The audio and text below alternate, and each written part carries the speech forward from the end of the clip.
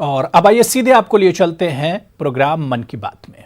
बहुतेक रूप में देखा जाए तो नागरिकों में दायित्व का एहसास भी है। लोग अपना ध्यान रखते हुए, दूसरों का ध्यान रखते हुए अपने रोजमर्रा के काम भी कर रहे हैं।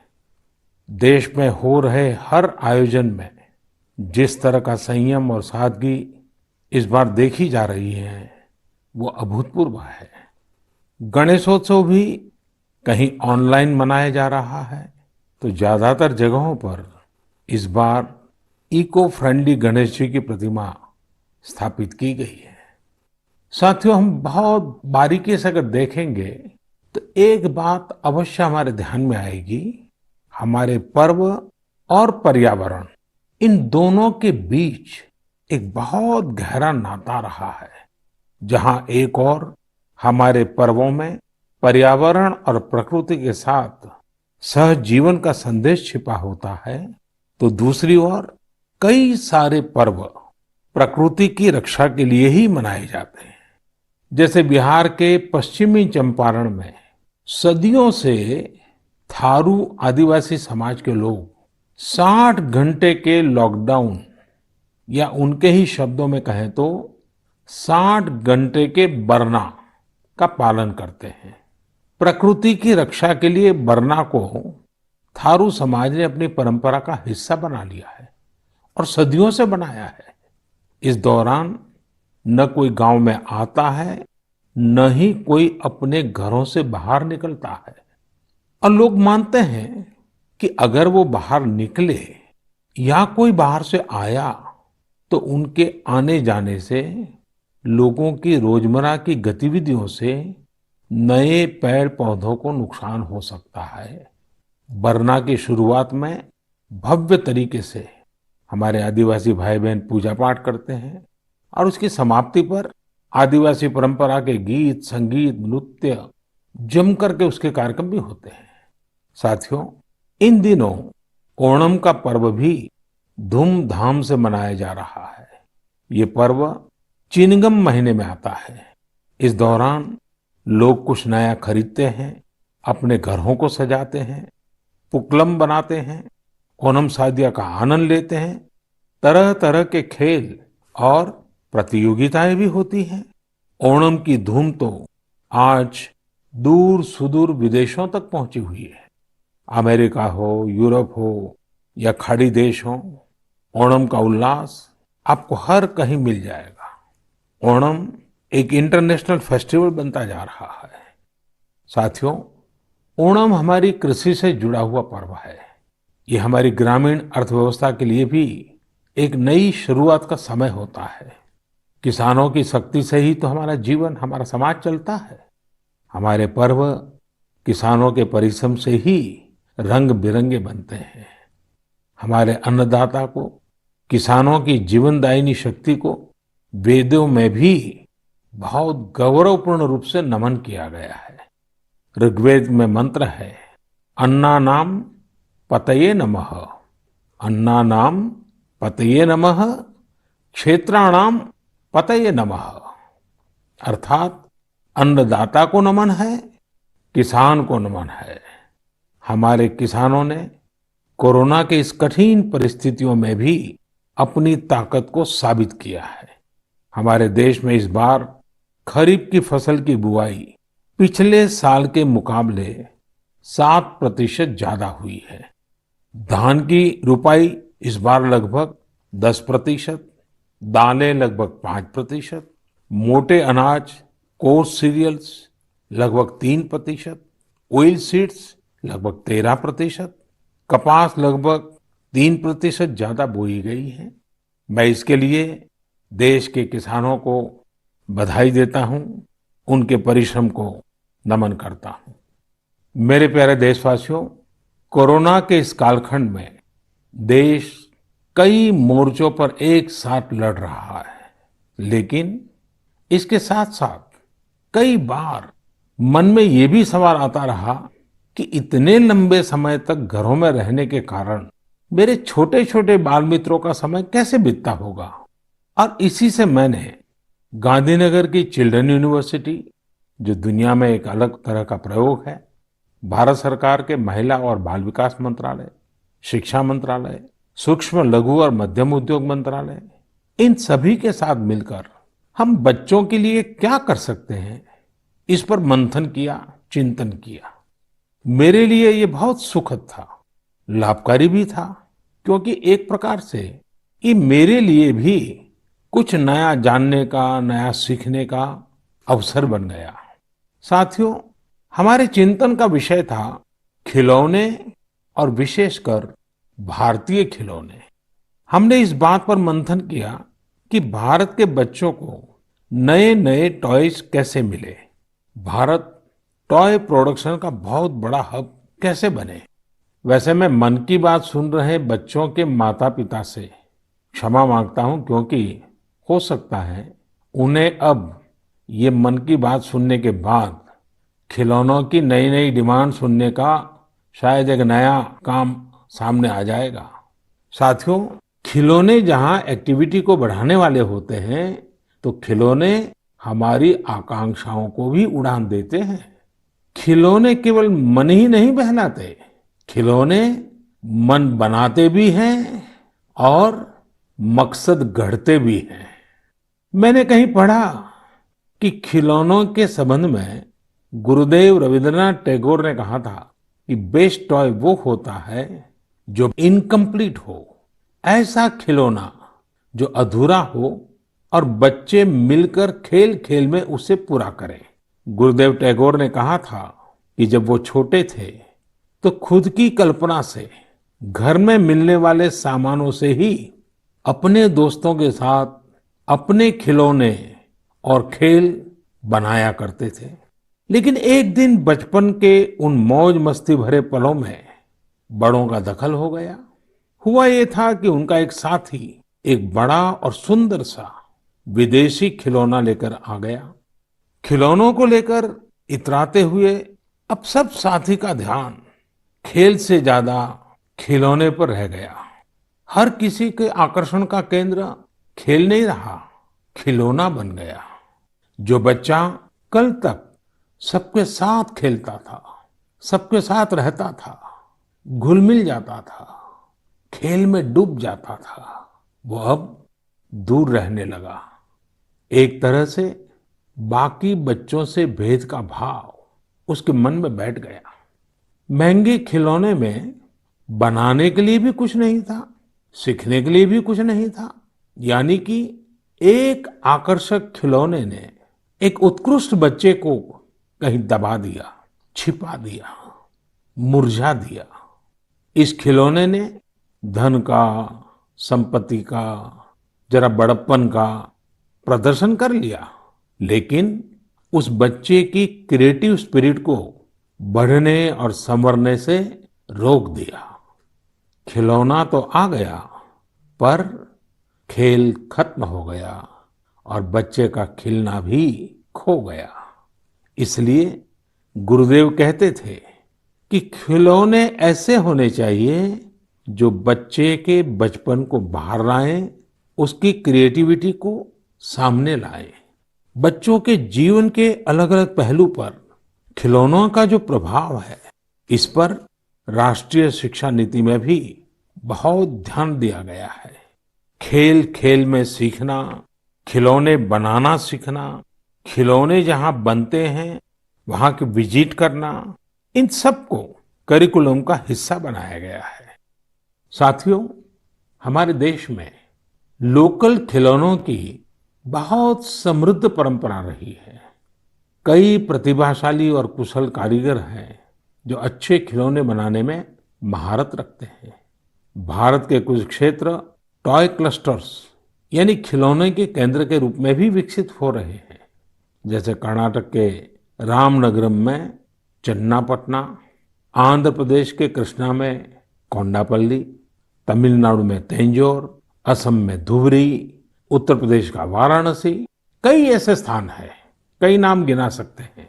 आपको ये जानकर आश्चर्य होगा कि global toy industry 7 lakh crore रुपए से भी अधिक की है।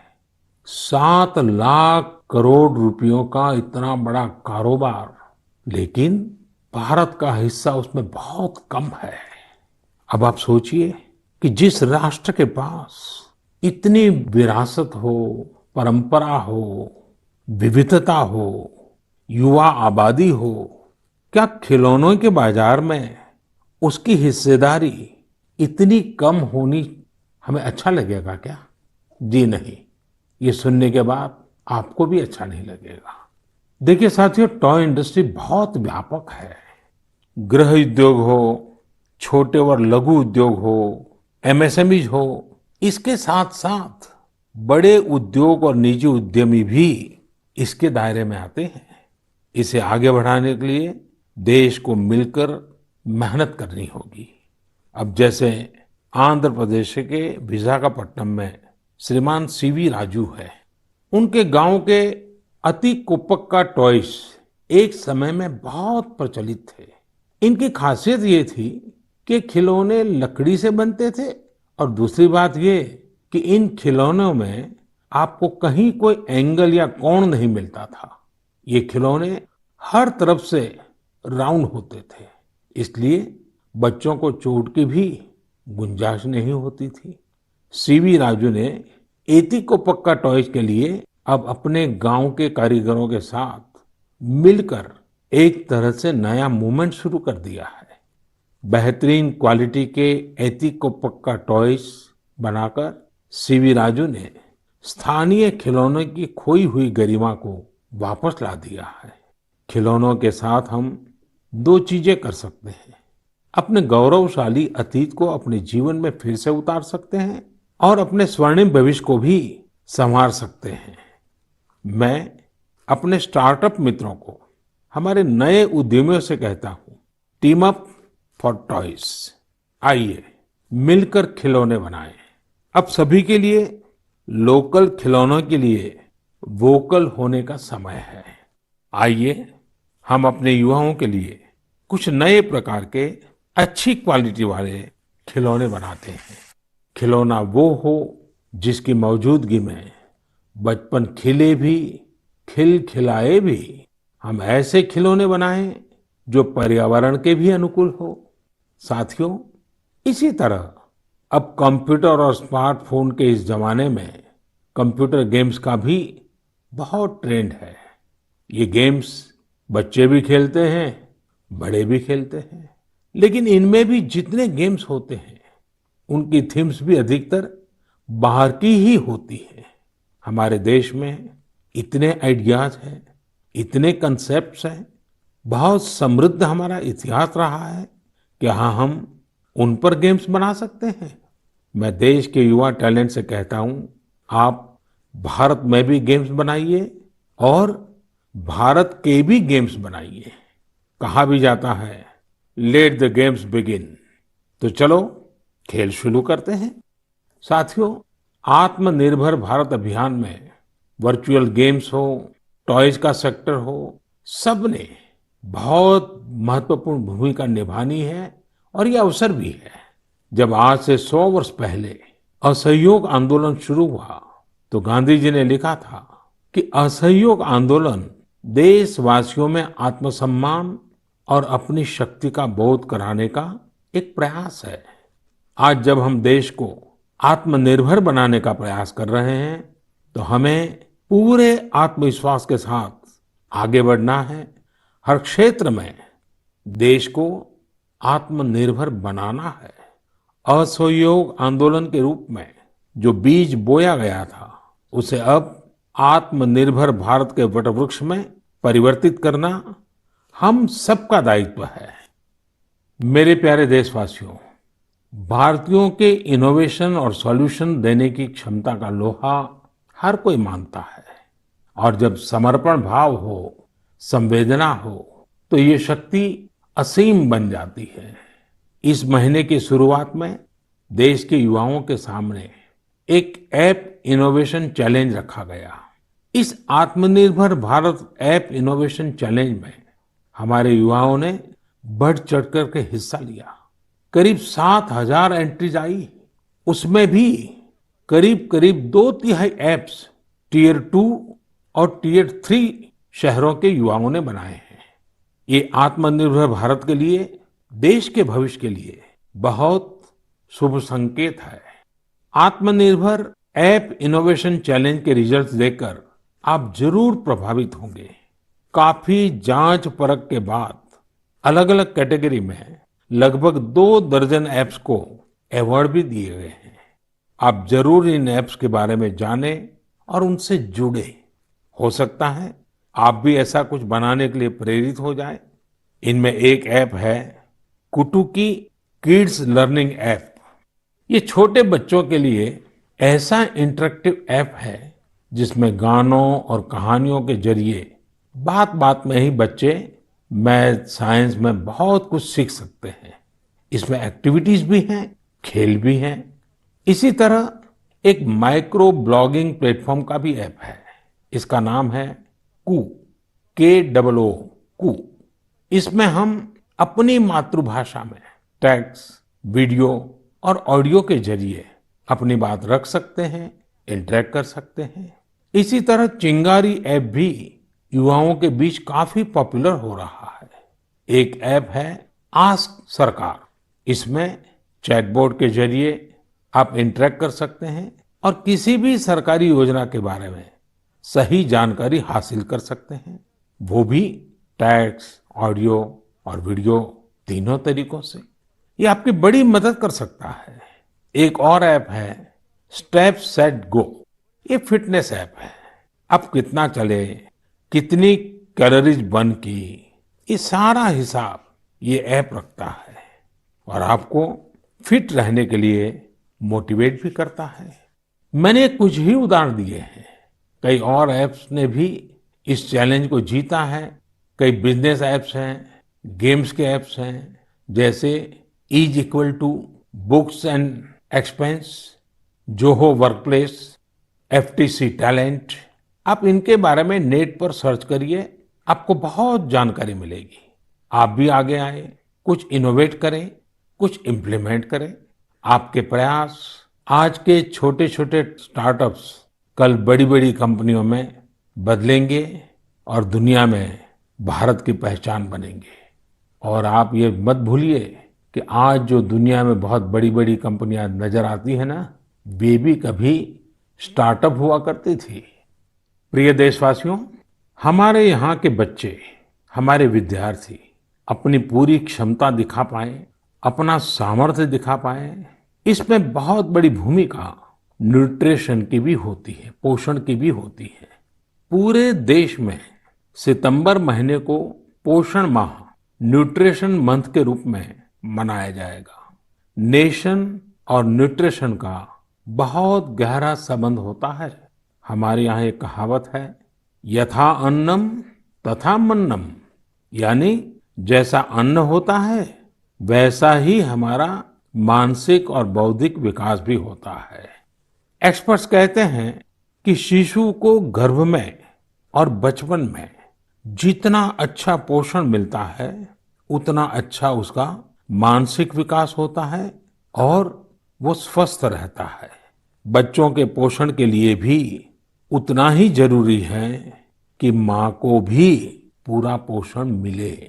और पोषण या न्यूट्रिशन का मतलब केवल इतना ही नहीं होता कि आप क्या खा रहे हैं, कितना खा रहे हैं, कितनी बार खा रहे हैं।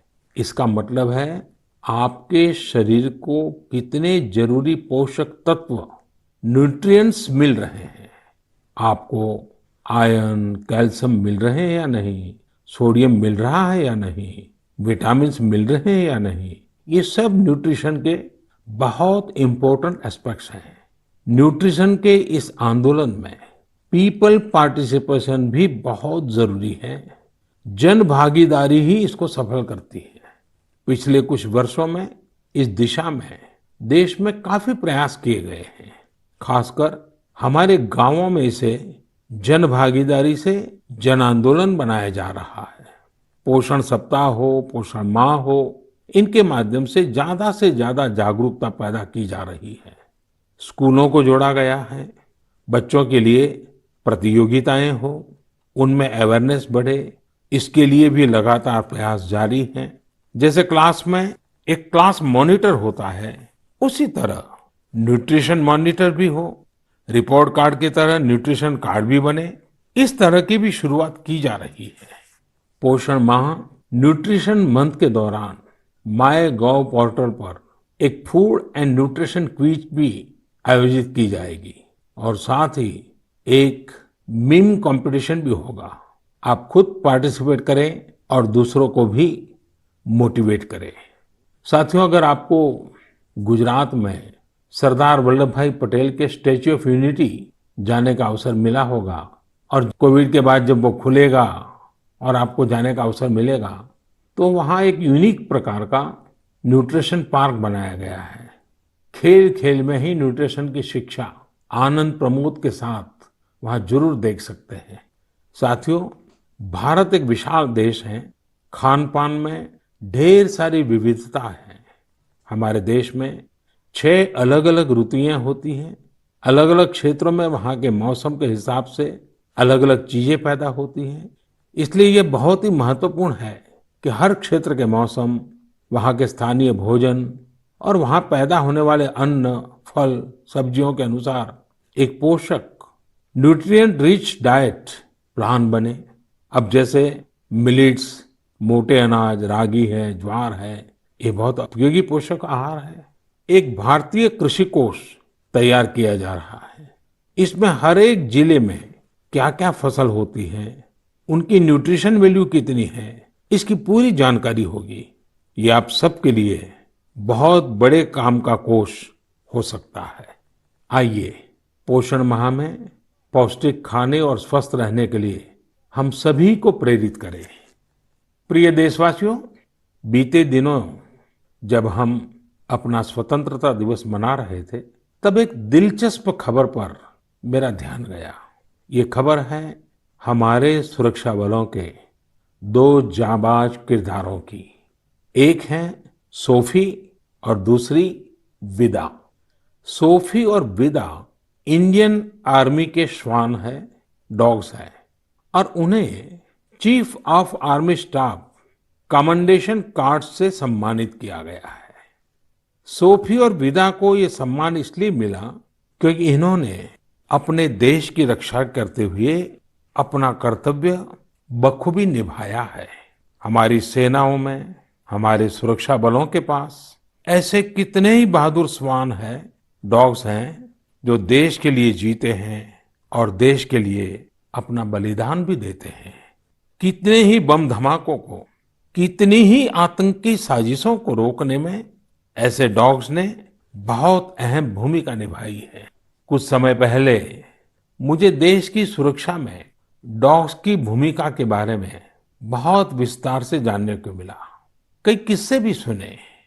एक डॉग बलराम ने 2006 में अमरनाथ यात्रा के रास्ते में बड़ी मात्रा में गोला बारूद खोज निकाला था। 2002 में भावना ने आईईडी खोजा था। आईईडी निकालने के दौरान आतंकियों ने विस्फोट कर दिया और श्वान शहीद हो गए। 2-3 वर्ष पहले